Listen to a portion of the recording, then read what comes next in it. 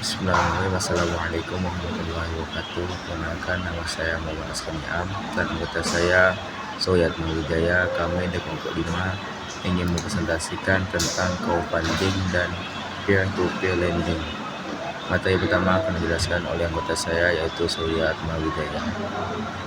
Baik, terima kasih atas Bang Aska untuk waktunya. Yang pertama ada pendahuluan.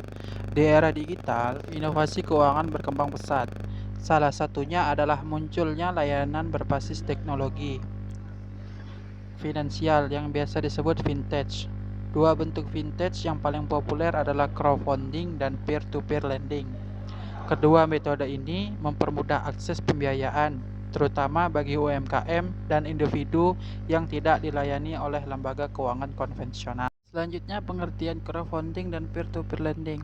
Crowdfunding adalah model penggalangan dana dari sejumlah besar orang, biasanya melalui platform online untuk membiayai proyek, produk, atau kebutuhan sosial tertentu. Contohnya kitabisa.com.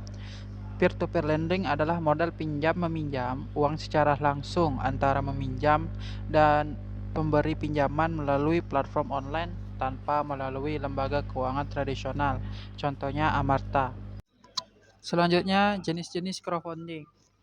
Yang pertama ada donation based crowdfunding. Donatur memberikan uang tanpa mengharapkan imbalan, contohnya bantuan bencana. Yang kedua ada reward based crowdfunding.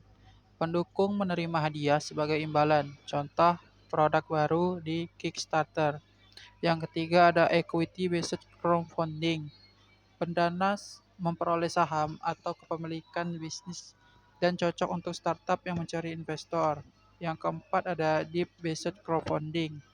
Pendanaan memberikan pinjaman dan mendapatkan bunga serta dianggap bagian dari peer-to-peer lending. Selanjutnya, jenis-jenis peer-to-peer lending. Ada 3 yang kami sebutkan. Yang pertama ada consumer lending. Pinjaman untuk kebutuhan konsumtif individu, misalnya pendidikan, renovasi rumah. Yang kedua ada business lending. Pinjaman untuk UMKM atau bisnis kecil. Yang ketiga ada invoice financing. Pendanaan terhadap tagihan yang belum dibayar untuk menjaga cash flow bisnis. Kemudian saya akan menjelaskan tentang perbedaan yaitu crowdfunding dan peer-to-peer lending. Ada beberapa aspek dari perbedaan kedua tersebut. Yang pertama yaitu ada aspek bentuk pendanaan. Crowdfunding adalah donasi hadiah saham, sedangkan peer-to-peer lending adalah pinjaman uang. Kemudian dari aspek imbal hasil yang kedua yaitu dari crowdfunding sendiri tidak pasti atau hadiah dan sahamnya tidak pasti. Kemudian peer-to-peer lending ada bunga tetap.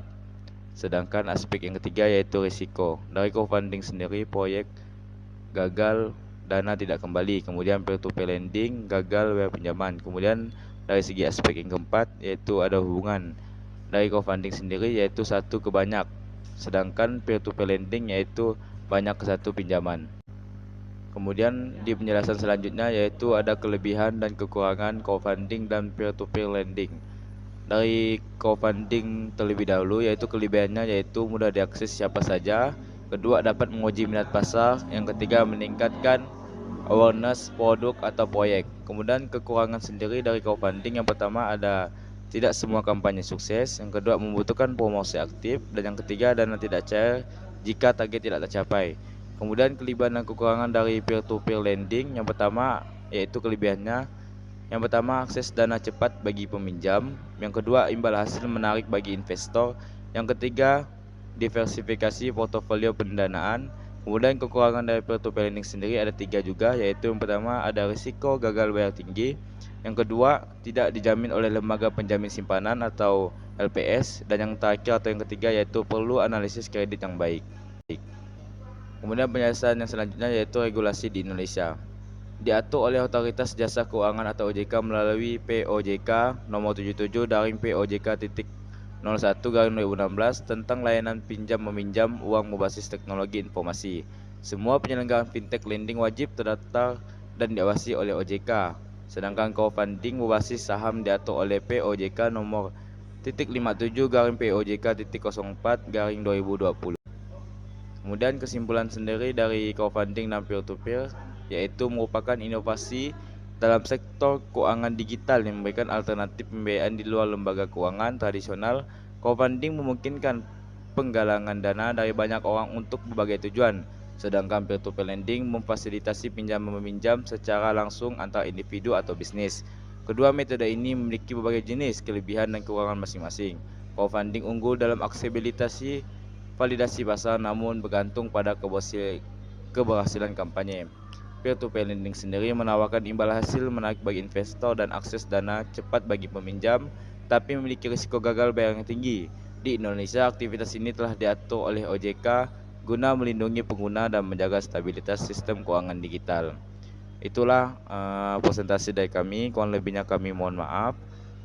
Wabillahi taufiq wal hidayah. Wassalamualaikum warahmatullahi wabarakatuh.